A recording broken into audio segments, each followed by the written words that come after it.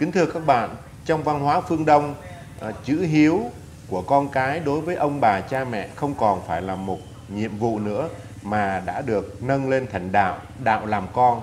Thật vậy, khi mà các ngài còn sống thì chúng ta đã phải giữ tròn cái trách nhiệm của người làm con đối với ông bà cha mẹ, hiếu thảo với cha mẹ, đó là bổn phận. Khi mà các ngài mất đi thì chúng ta cũng vẫn phải kính nhớ tới các ngài, đặc biệt là vào những cái ngày cúng dỗ, những cái ngày kỷ niệm các ngài mất đi. Và đối với lại người Phật giáo thì chúng ta có lễ Thanh Minh. Vào những cái ngày Tết Thanh Minh đó, thì mọi người đều nhớ tới ông bà, tổ tiên và những người đã khuất. Chúng ta sửa sang mộ phần của các ngài, đi thăm viếng mộ, gọi là đi tảo mộ. Theo cái quan niệm của người Việt Nam xưa đó, tiết Thanh Minh nó thường là vào tháng 3. Những cái lúc này thì khí hậu nó chuyển sang ấm áp rồi, và cây cỏ cũng tốt tươi, nó trùm kín các cái lăng mộ, cho nên là mọi người phải đi vun đắp và sửa sang lại phần mộ cho ông bà tổ tiên, thì người ta còn gọi là đi tảo mộ. Và cái lễ tảo mộ này đã được Đại thi hào Nguyễn Du viết ở trong tác phẩm Đoạn Trường Tân Thanh.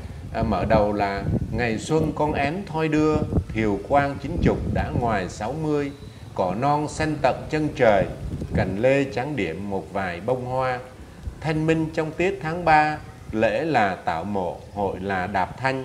Các bạn thấy là trong văn hóa Phật giáo thì cái Tết Thanh Minh là một cái Tết lớn để cho con cháu biểu hiện cái lòng hiếu thảo, nhớ tới các cái bậc sinh thành của mình qua cái ngày Tết Thanh Minh. Họ đi thăm viếng mộ phần, sửa sang lại mộ phần cho ông bà. Còn đối với người Công giáo thì họ có rất là nhiều các cái lễ trong năm, nhưng mà có những cái lễ lớn chính, đó là lễ Giáng sinh vào 25 tháng 12, lễ Phục sinh vào ngày 17 tháng 4 hàng năm, và đến ngày mùng 1 tháng 11 hàng năm thì họ có lễ các thánh, tức là họ tưởng nhớ các cái vị thánh là những cái người mà đức hạnh, rồi những có người mà có công lao trong cái việc phát triển đạo Công giáo, cũng như là có đức tính thánh thiện và được giáo hội thuận chuẩn phong cho cái chức gọi là chức thánh. Thì người ta kỷ niệm cái ngày mùng 1 tháng 11 để tưởng nhớ tới các cái vị thánh của họ. Tới ngày mùng 2 thì họ có một cái lễ gọi là lễ các linh hồn. Lễ đó họ dùng để tưởng nhớ tới ông bà, cha mẹ, tổ tiên, những người đã khuất của họ, để họ tri ân cái tấm lòng của hiếu thảo của con cái đối với những các bậc tổ tiên. Và trước khi mà cái ngày lễ các linh hồn diễn ra thì họ cũng đi sửa các cái phần mộ của những người thân của họ, họ trang trí, họ sửa sang cũng giống y hệt như là cái Tết Thanh Minh của người Phật giáo. Hôm nay chúng tôi mời các bạn đi thăm một cái nghĩa trang thuộc giáo xứ An Tôn, tọa lạc tại xã Tân Hiệp B, huyện Tân Hiệp, tỉnh Kiên Giang, để chúng ta có một cái nhìn về cái ngày lễ Thanh Minh của người Công giáo, giống như là cái ngày Thanh Minh của người Phật giáo, để cho chúng ta thấy rằng tuy là hai cái tôn giáo khác nhau, nhưng mà cùng một cái mục đích là dẫn dắt con người đến các cái giá trị chân thiện mỹ, trong đó cái giá trị mà hướng tới con người, tới nhớ tới ông bà tổ tiên, nhớ tới cội nguồn của mình, thì hai đạo cũng có những cái nét tương đồng. Mời các bạn cùng chúng tôi đi thăm cái ngôi nhà thờ của giáo xứ An Tôn. Ở đó có một cái nghĩa trang của người Công giáo. Chúng ta đi xem coi là cái lễ các linh hồn hay là tương đương với lại các cái lễ mà người Phật giáo gọi là Tết Thanh Minh, họ đi sửa sang mộ phần của họ như thế nào, để cho chúng ta có một cái nhìn khách quan. Mời các bạn cùng chúng tôi đi tham quan giáo xứ An Tôn thuộc địa bàn của xã Tân Hiệp B, huyện Tân Hiệp, tỉnh Kiên Giang. Trước mặt các bạn là ngôi thánh đường giáo xứ An Tôn tọa lạc tại Kinh 1, xã Tân Hiệp B, huyện Tân Hiệp, tỉnh Kiên Giang. Đây là một cái ngôi nhà thờ rất là lớn, rất là khang trang bề thế, do linh mục Nguyễn Bá Lộc, người đã có công đầu tiên trong cái việc thành lập cái giáo xứ này. Vâng, các bạn thấy là cái ngôi thánh đường rất là khang trang. Thì thường là người Công giáo đó, họ sống quây quần ở chung quanh một cái ngôi thánh đường, và những cái bổn đạo thì thường là sống gần ngôi nhà thờ để tiện việc cho họ tham gia các cái hoạt động tôn giáo, và thường là họ có một cái nghĩa trang gắn liền với lại cái nhà thờ của họ, để cho cái việc mà an táng những người quá cố nó thuận lợi trong cái việc mà họ cử hành các cái nghi thức tôn giáo đối với những cái người đã chết. Thì ngôi nhà thờ nào ở đâu thì thường là có một cái nghĩa trang đi theo cái ngôi nhà thờ đó. Thì chút nữa đây chúng ta cùng với tôi đi tham quan cái nghĩa trang ở bên kia đường, cũng thuộc trong cái khu vực của giáo xứ An Tôn này. Vâng, các bạn thấy là cái ngôi nhà thờ có một cái tháp chuông rất là cao, ước độ là khoảng 30 mét các bạn. Vâng, cái trên nóc cái tháp chuông thì thường là người ta gắn một cái quả chuông rất là lớn, để mà mỗi khi mà ở nhà thờ họ tổ chức những cái chương trình tôn giáo gì đó thì thường là họ kéo chuông để thông báo cho giáo dân ở chung quanh biết cái giờ giấc cử hành những cái nghi thức tôn giáo để họ tham dự. Ở trước mặt các bạn là tôi thấy có một cái dòng chữ là hai con số là năm 1970, năm 1974. Thì đây có lẽ là cái ngôi nhà thờ này được xây dựng trong vòng 4 năm, từ năm 1970 và được khánh thành vào năm 1974. Vâng, chỉ trước một năm sau cái biến cố 30 tháng 4 năm 1975. Như vậy có nghĩa là họ vừa khánh thành được một năm thì biến cố 30 tháng 4 năm 75 xảy ra. Thì các bạn thấy không, là cái khu vực công viên của nhà thờ rất là rộng rãi. Tiếc là người ta đóng cửa rồi, cho nên là mình không có thể vào phía trong để mà mình quay cho các bạn xem được. Chúng ta chỉ có thể ở bên ngoài để ghi lại những cái hình ảnh ở phía bên ngoài thôi, để cho các bạn cùng với chúng tôi tìm hiểu những cái nét khái quát nhất về các cái nhà thờ của đạo Công giáo. Đây là một cái bức tượng gọi là bức tượng Đức Mẹ. Đức Mẹ có nghĩa là cái người mà sinh ra Chúa Giêsu, thì họ tôn thờ Đức Mẹ, bởi vì họ coi đó là mẹ của Thiên Chúa. Cho nên là thường là Chúa Giêsu là chỉ có một Chúa thì họ thờ, còn Đức Mẹ thì họ tôn kính. Họ có những cái tượng ở bên ngoài này để họ tôn kính Đức Mẹ. Các bạn thấy không, ngôi nhà thờ rất là lớn các bạn, rất là khang trang. Ở phía đối diện bên kia thì có một cái tu viện của nữ tu các bạn. Lúc trước đây thì tôi thấy họ để ở trên là tu viện Mến Thánh Giá Hà Nội, nhưng mà đợt này tôi về thì lại thấy họ thay đổi lại là tu viện Khiết Tâm. Thì cái này là có cái sự thay đổi như thế nào thì mình không có được biết. Từ nhà thờ bên này mà qua cái bên nghĩa trang bên kia thì phải qua một cái cây cầu. Trước mắt các bạn thấy có một cái cây cầu người ta bắc qua sông đó, các bạn thấy không? Cái cây cầu này bắc qua sông thì qua bên kia sẽ đi có một cái đường dẫn ra nghĩa trang của họ. Như các bạn biết đó, thì đây là cái vùng đất gọi là cái vùng đất Cái Sắn các bạn. Người ta gọi là dinh điền Cái Sắn. Thì như các bạn đã biết đó, sau cái biến cố 1954 thì khi mà hiệp định Geneva được ký kết đó, thì Việt Nam mình chia đôi đất nước ra làm hai phần. Miền Nam của chúng ta thì từ vĩ tuyến 17 trở vào, còn ở miền Bắc thì từ vĩ tuyến 17 trở ra.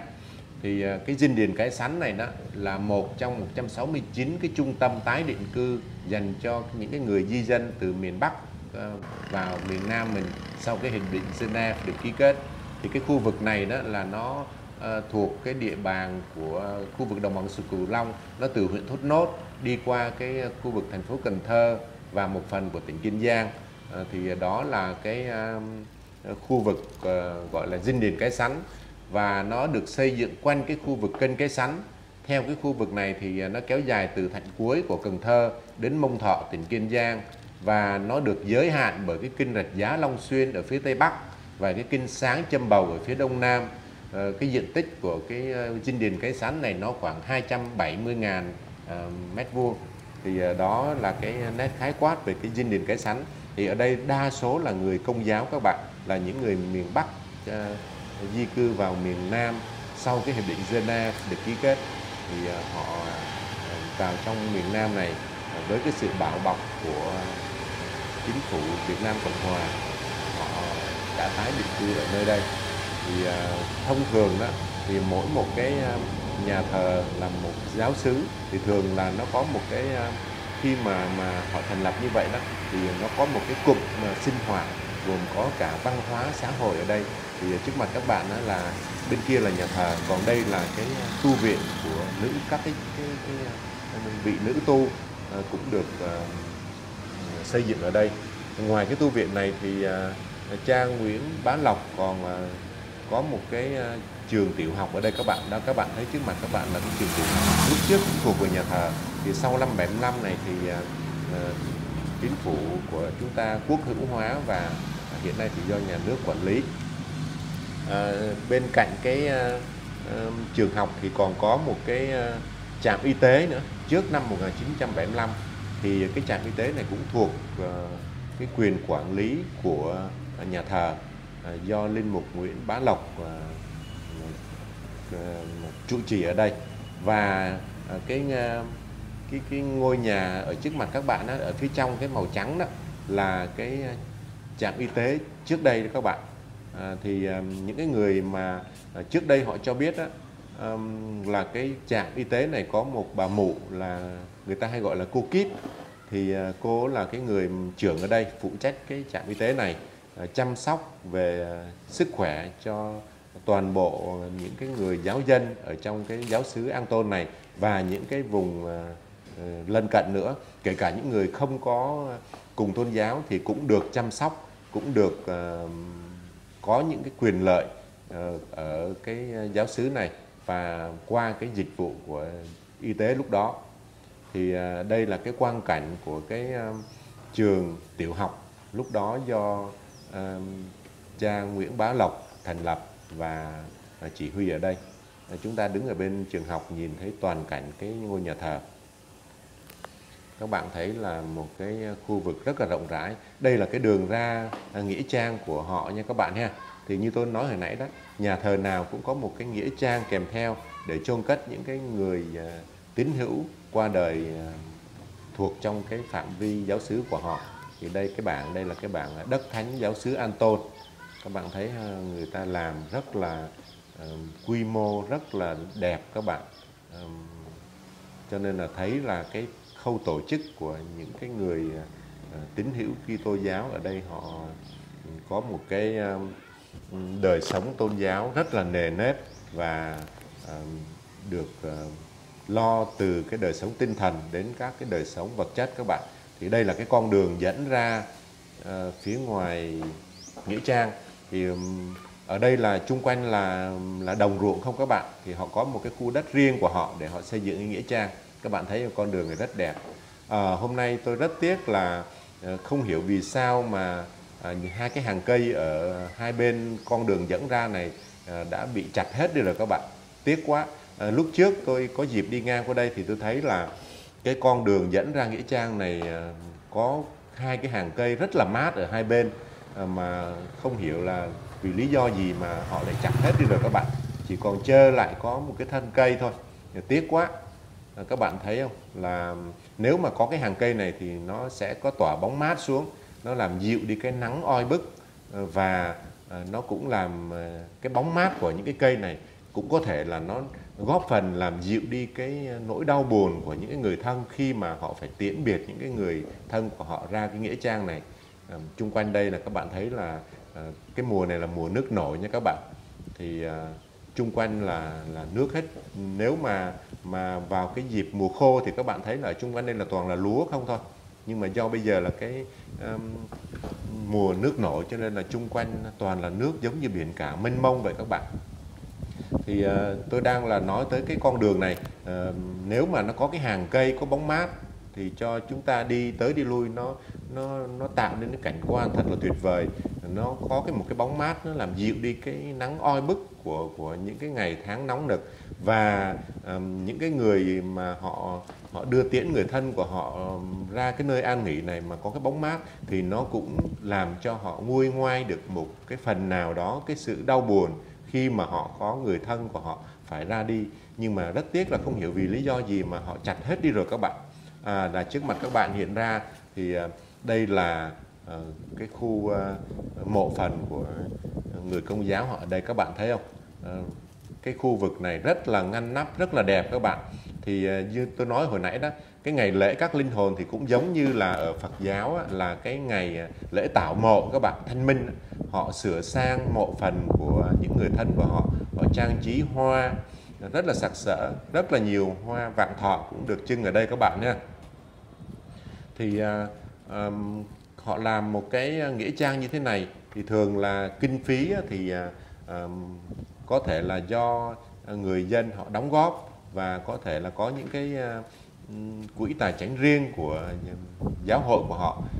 Các bạn thấy đây là cái khu vực mà họ đang là chuẩn bị những cái kim tĩnh, người ta gọi là kim tĩnh, tức là những cái nơi mà chôn cất những cái người mà sẽ tiếp tục mà ra đi thì họ sẽ cho nằm theo thứ tự ở đây.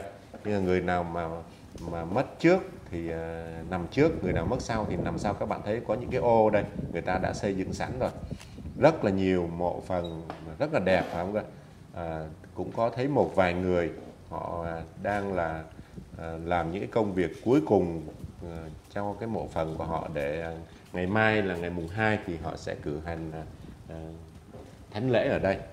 Vâng, các bạn thấy không? Rất là nhiều mộ, họ xây cùng một kiểu, rất là đẹp các bạn.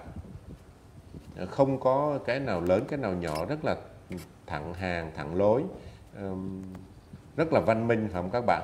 Rất là nhiều hoa vạn thọ cũng được trưng bày ở đây, giống y hệt như là những cái nghi thức của người Phật giáo trong cái ngày lễ tảo mộ, phải không các bạn?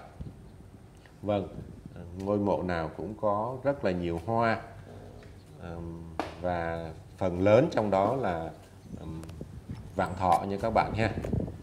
Đây là cũng là một cái nét văn hóa chung của người Việt Nam trong cái vấn đề tôn trọng cái mộ phần của ông bà tổ tiên của chúng ta. Đây họ còn có một cái ngôi nhà các bạn. Ngôi nhà này thì họ xây dựng ở đây để cho vị linh mục sẽ làm các cái nghi thức tôn giáo của họ tại cái khu vực này. Có thể là khi mà cái người chết á, trước khi mà chôn cất thì họ sẽ có những cái nghi thức tôn giáo riêng của họ, và họ sẽ được cử hành ở đây. Trước mặt các bạn là hình tượng của Chúa Giêsu với cái câu khẩu hiệu là lạy Chúa xin cứu rỗi các linh hồn. Vâng, có một cái nơi để cử hành các nghi thức ở đây, có những cái hàng ghế để cho giáo dân của họ ngồi tham dự. Ở phía trên là bàn thờ để cho linh mục họ cử hành các cái nghi thức tôn giáo của họ ở đây. Vâng, quả là một cái cách để mà họ tưởng nhớ tới ông bà, cha mẹ, những người đã khuất của họ. Nếu mà chúng ta thấy cái cảnh như thế này thì chúng ta rất là trân trọng và yêu thích cái mô hình tổ chức cái tôn giáo như thế này, phải không các bạn? Còn ở phía trước các bạn thì là cái khu vực nghĩa trang mà trước đây người ta chưa có tổ chức được quy mô như thế này cho nên là họ còn chôn cất lộn xộn, cho nên là cái khu vực mà các bạn đang là nhìn thấy đó thì nó không có được ngay hàng thẳng lối như cái khu vực ở phía trước nha các bạn ha. Thì theo những cái người ở đây họ cho biết đó, thì cái khu vực này là cái khu vực cũ rồi, họ chôn cất không có được lớp lang, không có theo thứ tự và cũng không có theo một cái mẫu mộ phần nào hết. Mạnh ai người đó xây theo cái sở thích của cá nhân người thân của họ. Nhưng mà nhìn chung thì cũng vẫn rất là đẹp các bạn. Vâng, có những cái ngôi mộ rất to, có những cái ngôi mộ nhỏ, không có theo cái thứ tự, theo một cái trật tự nào như ở phía ngoài nha các bạn nha. Rồi mời các bạn đi xem những cái câu mà họ ghi ở bên mộ phần người thân. Chúng ta xem coi họ ghi cái gì. Vâng, sự sống không mất đi nhưng chỉ đổi thay. Vâng, đọc những cái câu này thì những cái người thân của những người đã khuất cũng được nguôi ngoai cái nỗi buồn, phải không cơ?